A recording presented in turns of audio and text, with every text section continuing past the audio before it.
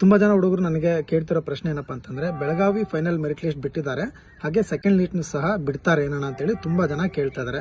ನೋಡಿ, ಅಗ್ನಿವೀರ್ ಸ್ಟಾರ್ಟ್ ಆದಾಗಿಂದ ಪ್ರತಿ ವರ್ಷನೂ ಸೆಕೆಂಡ್ ಮೆರಿಟ್ ಲಿಸ್ಟ್ ನ ಬಿಡ್ತಾ ಬಂದಿದ್ದಾರೆ.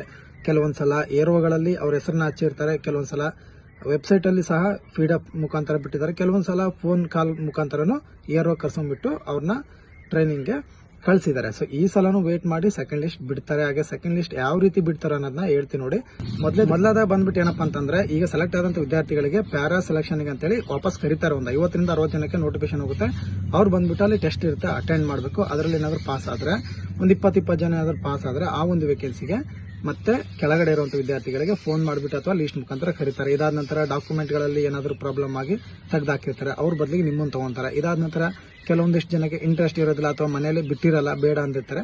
ಸೊ ಅಂತ ಒಂದು ವಿದ್ಯಾರ್ಥಿಗಳ ಬದಲಿಗೆ ನಿಮ್ಮನ್ನ ತಗೊಂತಾರೆ. ಗೊತ್ತಾಯ್ತು, ಈಗ ಆ ಪ್ಯಾರಾ ಈ ತರ ಎಲ್ಲ ಒಂದು 25 ರಿಂದ 30 ಜನ ಏನಾದರೂ ಸೇರ್ಲಿಲ್ಲ ಅಂದಾಗ ಮತ್ತೆ 30 ಜನನ ಅವರು ಕರೀತಾರೆ. ಇದಕ್ಕೆ ಅದೃಷ್ಟ ಅನ್ನೋದು ನಮ್ಮ ಜೊತೆ ಇದ್ರೆ ಏನಾದ್ರೂ ಆಗ್ಬೋದು. ಇದಕ್ಕೆ 1-1.5 ತಿಂಗಳು ಸಮಯ ಇಡುತ್ತೆ. ತಪ್ಪು ನಿರ್ಧಾರಗಳನ್ನ ತಗೊಳಕ್ ಹೋಗ್ಬೇಡಿ, ಕಾಯಿರಿ.